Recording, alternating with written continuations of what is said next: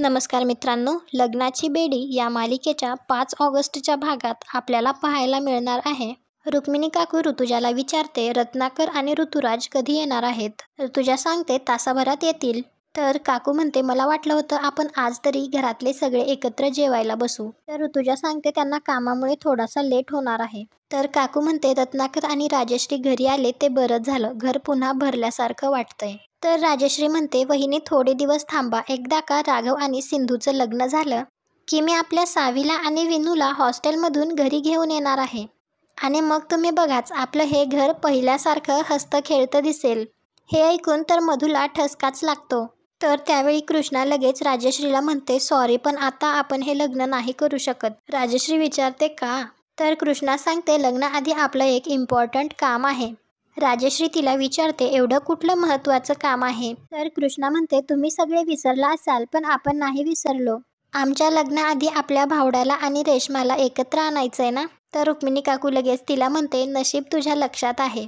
तू मला वचन दिलंयस तू त्या दोघांना एकत्र आणतील आणि तुझ्याचमुळे त्या दोघांनी डिवोर्स पेपर्सवर सह्या केल्यात. तर राजश्री काकूला म्हणते सिंधूने हे काम हाती घेतलंय ना, मग ती पूर्ण नक्की करेल. आणि तुम्हाला माहिती आहे ना आपल्या कुटुंबाला सिंधूनेच एकत्र बांधून ठेवलंय आणि यापुढेही सिंधूच आपल्या घराला एकत्र बांधून ठेवेल.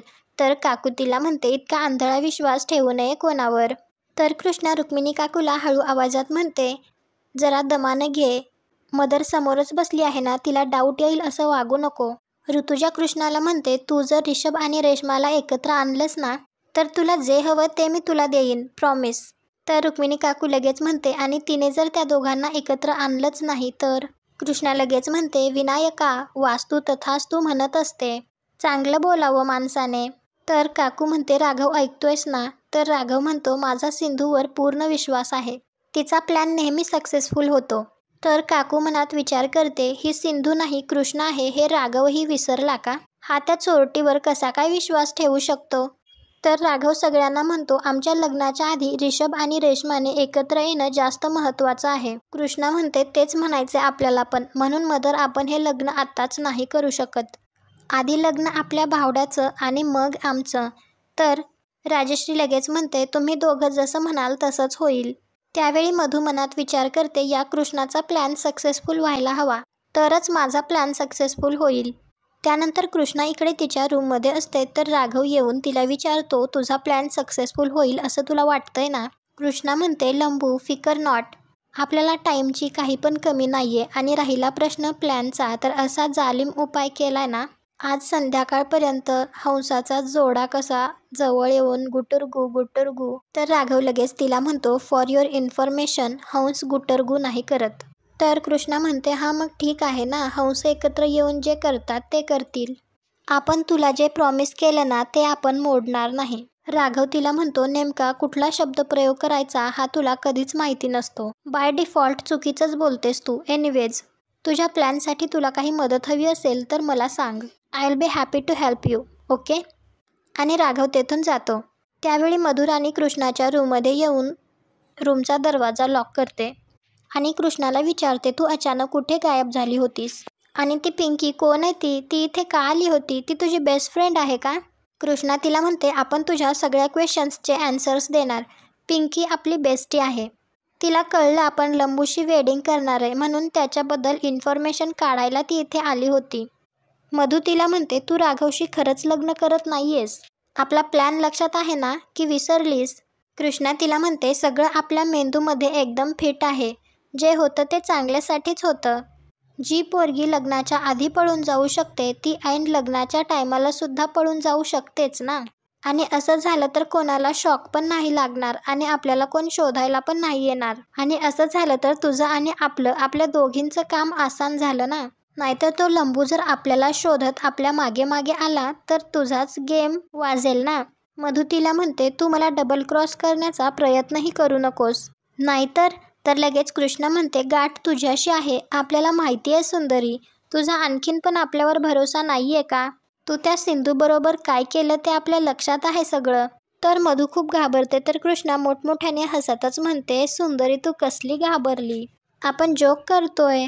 तुला आपली चॉईस माहिती आहे ना, तो लंबू कसला अंकल आहे, आपल्याला नाही आवडत तो. आता आपण काय करणार, सगळ्यांसमोर असं लग्नाची एकदम हॅपी मध्ये तयारी करणार, फुल ॲक्टिंग करणार. आणि एकदा का तू तुझा शब्द पूर्ण केला की ऐन टायमाला आपण असं इथून भूर उडून जाणार. मधू तिला म्हणते, राघव फक्त माझा आहे हे कायम लक्षात ठेवायचं. इथे कोणी त्याचा विचारही केला ना तरी तो मला सहन होत नाही. तर कृष्णा मधूच्या गालाची पप्पी घेते आणि तिला म्हणते, तुझ्यामुळे आपल्याला भावड्या आणि रेश्माला एकत्र आणण्याचा प्लॅन सापडलाय, आता तू बघच. त्यानंतर कृष्णा तिचा प्लॅन राजश्री आणि ऋतुजाला सांगत असते आणि ती त्यांना विचारते कसा वाटला आपला प्लॅन. हा प्लॅन ऐकून तर त्या दोघी खूप खुश असतात. तर राजश्री तिला विचारते, तुला या अशा आगळ्या वेगळ्या कल्पना कशा सुचतात ग? आम्हाला तर नाही सुचलं. राजश्री तिला म्हणते, तू जे काही करशील त्यात आम्ही तुझ्या सोबत आहोत, तू अजिबात काळजी करू नकोस. तर ऋतुजा म्हणते, मला ना फक्त माझी पिल्लं खुश पाहिजेत बस. मला त्यांचा सुखाचा संसार बघायचा आहे. रेश्मा आणि रिषभला एकत्र बघायचे, आनंदात बघायचे, यापेक्षा वेगळी माझी काहीच अपेक्षा नाही. तर कृष्णा ऋतुजाला म्हणते, लवकरच तुझी इच्छा पूर्ण होणार, आपण शब्द देतो तुला. तर ऋतुजा म्हणते, बाप्पा तुझ्या प्रयत्नांना भरपूर यश देवो. त्यानंतर कृष्णा मोठमोठ्याने गाणे लावून डान्स करत असते. तर रुक्मिणी काकू तेथे येऊन गाणे बंद करते आणि तिला विचारते, काय चाललंय हे सगळं. तर कृष्णा काकूला म्हणते, का बंद केलं, आपण डान्स करत होतो ना. रुक्मिणी काकू तिला म्हणते, केवढा मोठा आवाज होता, शेजारचे तक्रार करतील ना. तर कृष्णा म्हणते, करू दे ना मग, त्यांना पण कळू दे आपल्या घरात लग्न आहे. काकू विचारते, कोणाचं लग्न आहे. कृष्णा म्हणते, आपल्या भावड्याचं लग्न आहे. काकू म्हणते, रिषभचं लग्न आहे, कोणाशी आणि कधी ठरलं, मला का सांगितलं नाही कोणी. तर ऋतुजा पुढे येऊन म्हणते, सॉरी वहिनी साहेब, कितीही झालं तरी हा माझ्या मुलाच्या आयुष्याचा प्रश्न आहे. इतके दिवस तो घरापासून लांब राहून त्याच्या चुकीची शिक्षा भोगतोय आणि आता ते मला सहन होत नाहीये. म्हणूनच मी त्याचं दुसरं लग्न लावतीये, आज आत्ता ताबडतोब. काकू तिला म्हणते, मला मान्य आहे रिषभ आणि रेश्मामध्ये मतभेद आहेत, त्या दोघांनी डिवोर्स पेपर्सवर सह्यासुद्धा केल्यात, पण म्हणून लग्नाच्या गाठी स्वर्गात बांधल्या जातात, आपल्याला नाही येत त्या सोडवता. त्यानंतर राजश्री रुक्मिणी काकूला म्हणते, ऋतुजा अगदी खरं बोलतीये, काचेला तडा गेला की तिला जोडणं खूप कठीण असतं. आपल्या रेश्मा आणि रिषभचं असंच झालंय. राघवसुद्धा म्हणतो, तसंही रेश्माला डिवोर्स हवा होता, म्हणून त्याने डिवोर्स पेपर्सवर सह्या केल्या आणि त्याने रेश्माला डिवोर्स दिला. आता मूव्ह ऑन करण्यासाठी त्याने दुसऱ्या लग्नाचा डिसिजन घेतला असेल. तर मधू म्हणते, तुम्ही सगळे असे का वागताय, काय झालंय तुम्हा सगळ्यांना. कोणीतरी रेश्माचा विचार करा, तुम्ही तिला असं ग्रँटेड कसं धरू शकता. तुम्ही सगळ्यांनी ठरवलंय ना रिषभचं लग्न लावायचंय. तर ती रेश्माला म्हणते, तू अजिबात काळजी करू नकोस, आपण तुझ्यासाठी एक चांगला मुलगा शोधून तुझं लग्न लावून देऊ. तर कृष्णा म्हणते, ते कोणाचं लग्न लावायचंय ते नंतर बघू, आता आपला भावड्या त्याच्या बायडीला घेऊन कधी पण इथे येईल. हे सगळं ऐकून तर रेश्माला खूप वाईट वाटत असतं. तेवढ्यातच रिषभ तेथे येतो. त्यानंतर ऋतुजा त्या दोघांना ओवाळते. तर रुक्मिणी काकू म्हणते, मुलगी कोण आहे, कुठली आहे, काय करते, तिचं घरानं काय, काहीतरी माहिती आहे का तुला. आणि ती रिषभला म्हणते, तू तरी ओळखतोस का हिला. तर कृष्णा लगेच तिला म्हणते, अरे फडफड, त्याला काय विचारते, तू आपल्याला विचार, आपण सांगतो ना तुला, ही आपली फ्रेंड आहे, माधवी मापराळकर. तर रुक्मिणी काकू तिला म्हणते, तुझी फ्रेंड, उत्तम, आत्ताच तुझी एक फ्रेंड इथे राहून गेली, तू स्वतः तर इथे आहेसच आणि आता आणखी एका मुलीला तुला या घरात सून म्हणून आणायचंय. विनायका, आता तूच वाचव या घराला. तर कृष्णा लगेच म्हणते, विनायका, यावेळी आपलं ऐक, या फडफडला थोडी समज दे. आणि ती काकूला म्हणते, आपण हे सगळं कशासाठी करतो, तुझ्या घरातल्या या पोराला हॅपी करण्यासाठीच करतो ना. त्यानंतर सगळे आतमध्ये येतात. तर ऋतुजा माधवीला विचारते, तुला सिंधूने माझ्या रिषभबद्दल सगळं सांगितलंय ना. तिने घुंगट घेतलेलं असतं तर ती हो अशी मान हलवते. तर राघव सगळ्यांना म्हणतो, मॅरेज रजिस्टरवर येतच असतील, थोड्या फॉर्मॅलिटीज आहेत ते आपण पूर्ण करून घ्यायला हव्यात, चला आपण तयारी करू. तर रुक्मिणी काकू लगेच म्हणते, कुणीही काहीही करायचं नाहीये. हा काय प्रकार आहे, इथे सगळ्यांना माहिती आहे की रिषभचं लग्न आहे, पण मला कोणीही सांगितलं नाही. रिषभ, तू तरी सांगायचं ना मला, हेच या घरचे संस्कार आहेत का. रेश्माला मात्र खूप वाईट वाटत असतं. तर ती म्हणते, या लग्नाबद्दल मला सुद्धा काहीच माहिती नव्हतं. तर काकू लगेच तिला म्हणते, तूच जबाबदार आहेस या सगळ्यासाठी. कृष्णा रुक्मिणी काकूला म्हणते, फडफड किती फडफडते तू बदकुलीवर, अंग काढेल ना पोरगी. ही सगळी वार्ता करायला आपल्याकडे खूप वेळ आहे, पण आता आपण पटपट तयारीला लागलं पाहिजे, नाहीतर मुहूर्त निघून जाईल. चला तयारीला लागा. ऋतुजा म्हणते, मला सिंधूचं सगळं पटतंय, आपण पटकन तयारीला लागूया. रुक्मिणी काकू ऋतुजाला म्हणते, मला तुझ्याकडून ही अपेक्षा नव्हती. तर ऋतुजा म्हणते, मुलांच्या हट्टापुढे कोणाचं काही चालतं का? मला माझा रिषभ पुन्हा या घरात यायला हवा आणि आता मला कोणाकडून कसलीच अपेक्षा नाहीये. आणि आजचा भाग इथेच संपतो. पुढील भागात आपल्याला पाहायला मिळणार आहे, रेश्मा रिषभला विचारत असते, तू खरंच हे लग्न करणार आहेस का?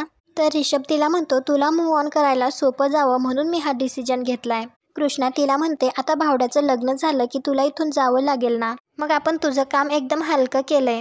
राजश्री रुक्मिणी काकूला म्हणत असते, हा जो निर्णय घेतलाय त्यामागे नक्कीच तिचा काहीतरी चांगला हेतू असेल. रुक्मिणी काकू तिला म्हणते, खूप भोळी आहेस तू, कोणावरही आंधळा विश्वास टाकतेस. राजश्री म्हणते, कोणावरही नाही, फक्त सिंधूवर. रुक्मिणी काकू तिला म्हणते, सिंधू असती तर काळजीचं काही कारणच नव्हतं, पण या मुलीवर. आणि तिच्या लक्षात येतं, त्यामुळे ती गप्प होते. तर राजश्री तिला विचारते, या मुलीवर म्हणजे?